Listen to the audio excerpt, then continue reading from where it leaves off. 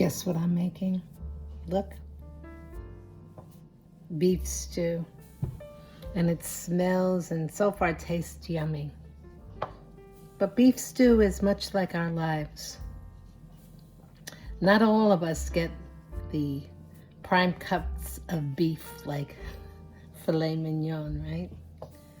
Many of us are dealt with,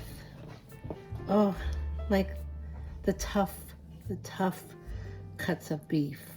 I don't know what they call it. I know that I find that in my in the butcher section of my grocery store, and it's always inexpensive, right? And a lot of people don't know what to do with it. They just think, oh, it's terrible, it's tough, and it's like rubber. And I'm like, then you don't know how to cook it. And that's very much like my life, I know. Maybe yours too. We get dealt these hands or this beef that isn't so beefy or not so good. But what do you do with them?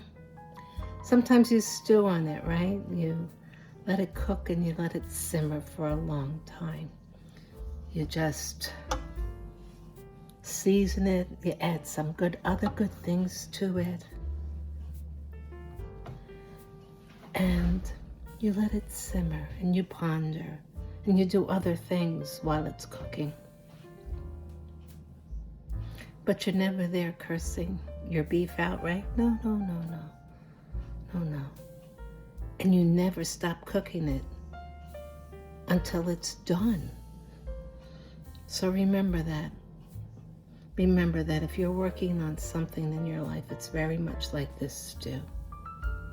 And I have to remember it also because I get impatient with things that I'm working on or a new project, or actually like this channel.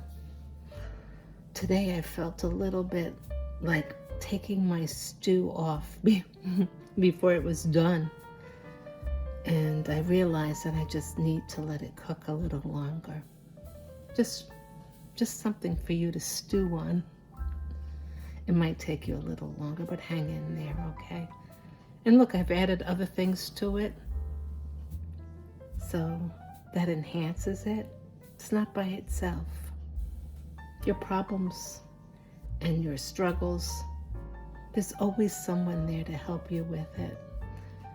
So pick them up along the way, add them to your stew, and let it brew. And pretty soon, you'll have something really delicious. Hey, listen, don't forget you can help me out here. My stew needs some help. Hit the like button, and if you haven't already, please do subscribe. We're a wonderful tribe here. All we need is you.